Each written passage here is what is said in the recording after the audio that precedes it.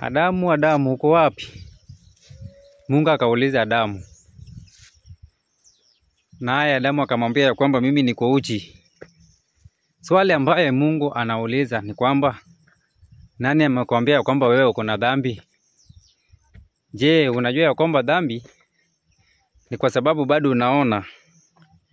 Juu Mungu haoni, ni yeye ndiye ameona. Wakati alikula tunda ambaye Mungu alimwambia ya kwamba naye sikule, hiyo ndiyo ilikuwa ni neno ya kwamba ile tunda nayo sikule.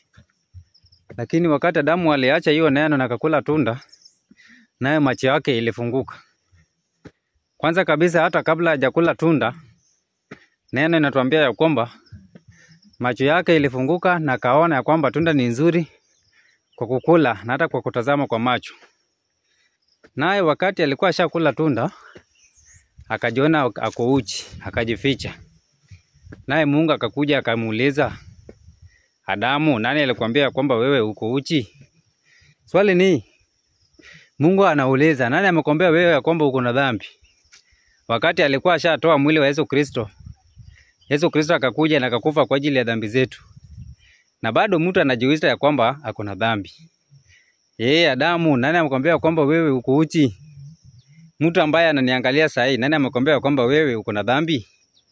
Ukisoma Waebrania 10, tuanze na 10, inasema hivi: katika mapenzi hayo mmepata utakaso kwa kutolewa mwili wa Yesu Kristo mara moja tu.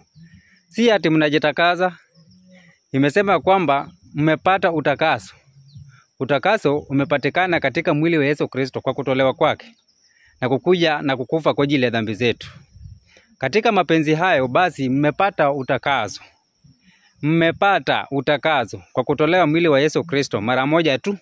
Haitatolewa mara ya pili. Vile ilitolewa hivyo akakufa kwa ajili ya dhambi zetu, basi iliisha hivyo.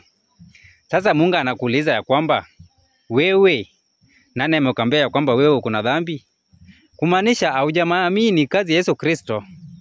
Waebrania 10 tukishuka 11 inasema hivi: na kila kuhani usimama kila siku akifanya ibada na kutoa dhabihu zile zile mara nyingi ambazo haziwezi kabisa kutoa dhambi. Dhabihu ni hii: Baba nisamehe. Kila wakati Mungu anasema ya kwamba wewe ya kwamba ukijua ya kwamba wewe hauna dhambi. Lakini Mungu pia anakuambia kwamba hiyo dhabihu ambayo unatoa kila wakati, wewe ni kuhani ambayo bado ni kuhani katika mwili, juu bado unaona mwili. Kila wakati unatoa zile dhabihu ambayo haziwezi zikatoa dhambi. Mungu anakuuliza kwamba unajua kwamba mwili wa Yesu nayo ililetwa, ikateswa, akakufa, naye siku ya tatu akafufuka kulingana na maandiko kwa sababu ya dhambi zetu. Naye 12 nasema hivi: lakini huyu alipokwisha kutoa kwa ajili ya dhambi dhabihu mmoja idumuyo hata milele, aliketi mkono wa kiume wa Mungu. Anasema kwamba vile alitoa dhabihu mara moja tu, aliketi katika mkono wa Baba wa kiume. Kumaanisha kazi iliisha. Wakati bado namuweka katika utakazo, kumaanisha bado hawajakutakaza. Yesu Kristo alitakaza na akamaliza hiyo kazi yote. Maanisha alikaa chini. Mtu ambaye amekaa chini ni mtu ambaye amemaliza kazi kabisa. Sasa ningependa nimwambie kwamba Mungu alimaliza kazi ya dhambi. Kazi ya dhambi iliisha. 13 nasema, tangu hapo akingojea hata adui zake wawekwe kuwa chini ya miguu yake. Sasa iliisha. Kazi iliisha kabisa kabisa. Naye Mungu aliuliza Adamu, nani amekwambia kwamba uko na dhambi? Na mimi pia nakuuliza saa hii, nani amekwambia kwamba uko na dhambi? Wakati Yesu Kristo alikuja akakufa kwa ajili ya dhambi zako, ni wewe uamini kwamba Yesu Kristo alikuja na akakufa kwa ajili ya dhambi zako. Kwisha kabisa. Mambo hiyo kwisha. Hakuna kitu kingine tena. 14 nasema, Waebrania 10:14, maana kwa toleo moja amewakamilisha hata milele hao wanaotakaswa. Si hao wanaojitakaza, ni hao wanaotakaswa. Nani anatakasa? Ni Yesu Kristo. Wakati unajitakasa kila wakati unasema kwamba Baba nisamehe, unajitakasa wewe. Ndiye maana haiwezi ikaisha. Ni dhabihu ambayo inatolewa kila wakati. Hiyo dhabihu haiwezi katoa dhambi kamwe. Lakini Mungu alileta Yesu Kristo akatoa hiyo dhambi mara moja tu na hiyo dhambi itoke. Inasema ya kwamba 15, na Roho Mtakatifu naye amshuhudia, kwa maana baada ya kusema 16, hili ni agano nitakaloagana nao baada ya siku zile, anena Bwana, nitatia sheria zangu moyoni mwao na katika nia zao nitaandika. Ndipo akanena. Baada ya kuandika hiyo sheria katika mioyoni mwetu, nayo alisema jambo la mwisho. Akasema hivi, 17 Waebrania 10 inasema hivi, dhambi zao na uasi wao sitakumbuka tena kabisa.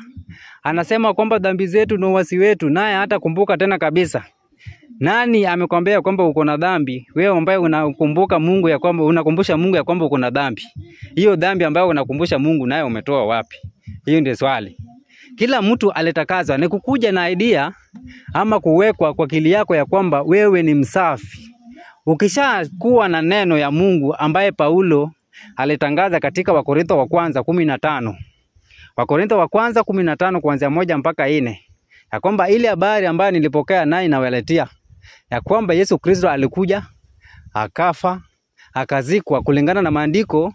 Hiyo inaenda ya kwamba alifufuka siku ya 3 kulingana na maandiko. Paulo anasema hivyo. Na anasema kwamba hii habari ukikuwa nayo, nupokee katika roho yako, nayo umekuwa uko na utakaso. Hiyo ndio kutakaswa sasa. Umetakaswa katika hiyo. Kwa sababu hiyo neno ndiyo inatakasa. Ukipokea neno ya Yesu Kristo ya kwamba dhambi zako na uasi wako hata kumbuka tena kabisa, naye uko clean na huna dhambi ambayo uko nayo tena. Swali ni dhambi ambayo uko nayo unasema kwamba wewe bado uko na dhambi. Hiyo dhambi umetoa wapi? Hiyo ndio swali ambayo ningependa kuuliza watu ambaye ama mtu ambaye ananitazama sahihi, mtu ambaye ananifollow sahihi. Nikuuliza kwamba hii dhambi ambayo unasema uko nayo, wakati anasema katika Waebrania 10:17 ya kwamba dhambi zao na uasi wao sitakumbuka tena kabisa. Hii dhambi ambayo unakumbusha Mungu, nani amekuambia kwamba Mungu anafurahia kukusikia kwamba wewe kuna dhambi wakati mwili wa Yesu Kristo alitolewa akateswa kwa ajili ya dhambi zako wewe mwenyewe? Kumaanisha ukiamini ya kwamba Yesu Kristo ametoa dhambi, basi ametoa dhambi.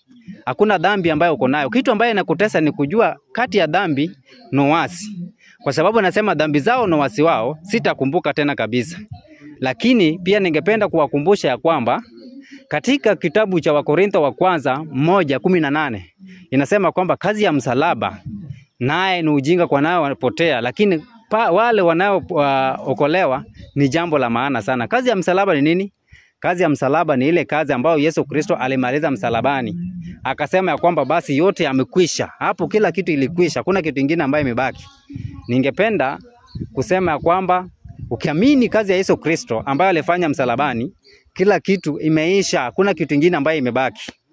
Ningependa kusema kwamba ni asante kwa wale ambao wanatazama hii video na Mungu awabariki.